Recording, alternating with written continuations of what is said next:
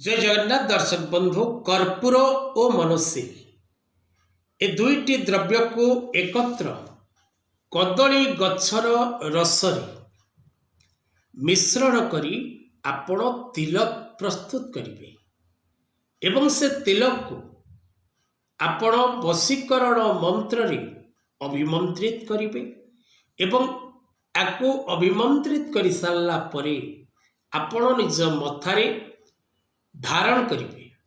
धारण करिबा द्वारा आपण जाहाकू इच्छा करूचंती निज आकर्षण माध्यम रे निज पटको आनिबा पई से व्यक्ति निश्चित भाव रे आपणक प्रति आकर्षित हबो। कर्पूर मनोशील को कदली रसरे सिंदूर गोलेला परी गोलेई तिलक धारण करंतु फल निश्चित भाव रे प्राप्त करिवे।